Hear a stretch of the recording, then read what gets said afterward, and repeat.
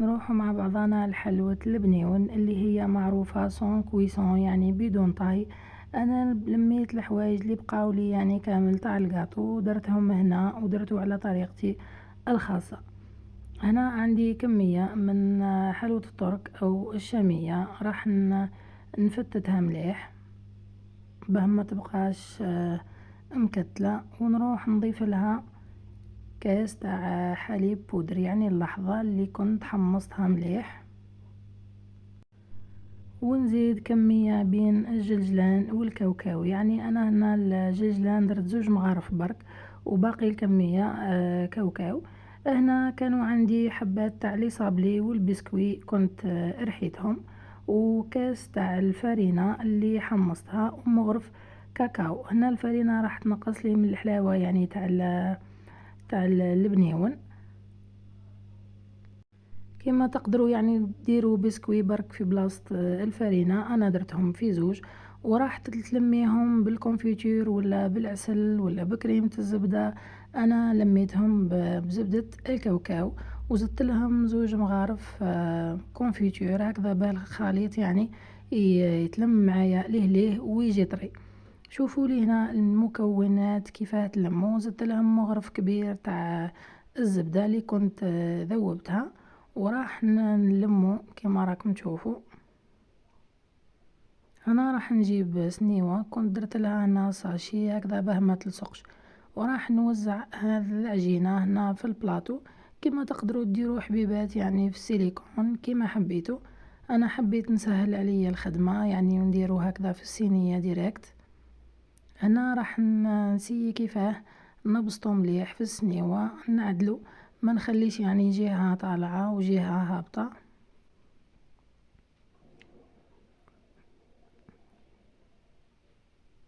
يعني طريقة سهلة والجو تاعو يعني هايل باينة كاوكاو وحلوة الترك والبسكوي. هنا نسيي كيفاه نليسيه ولا نجيب كوبات هكذا باه يسهل عليا العملية. هنا كي تليسوه يعني راح تحسوا باللي يخرج شوية الزيت تاع الكاوكاو. انا هنا برك يعني نسيت نصور المقطع بعد ما ليسيته مليح، يعني نسيت كيفاه نفوت عليه هكذا الكيردون يعني من الفوق الفوق هكا باه كي نصب عليه الشوكولا يعني تشد.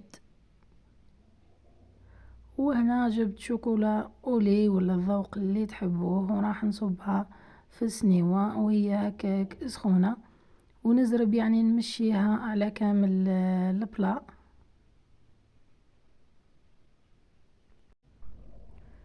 كما قلت لكم الطريقة سهلة وخفيفة، وهذه الخدمة تجيني انا خفيفة على بنيون السيليكون. وهنا عندي هنا المرجان، زبدة الكاوكاو يعني تاع المرجان. كما تقدروا ديروا شوكولا بيضة ونديروا هكذا خطوط. هذا شوكولا يعني راح تشيح ماهيش راح تبقى هكذا طرية. يعني هذا تزيين سامبل. وراح نجيب كيردون راح ندير خطوط يعني لتحت للفوق خطوط عكسية. يعني هذا تزيين سامبل وتبان لي احسن تزيين.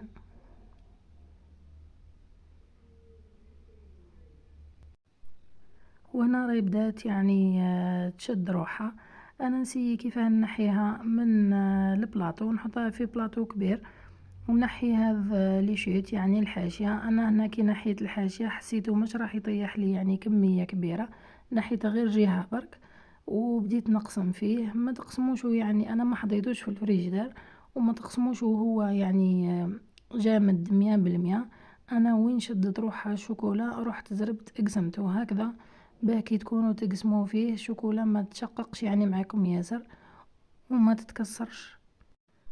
وطريقة القصة نقصوه يعني مربعات ولا مثلثات كما حبيتوا. انا هنا كانوا عندي لي كيسات يعني مربع، قصيته بهذه الطريقة. هذه وصفتي لنهار اليوم سهلة وخفيفة، والأهم من ذلك أنها بنينة. أصلا البنيون راه اسم على مسمى يعني راه بنيون.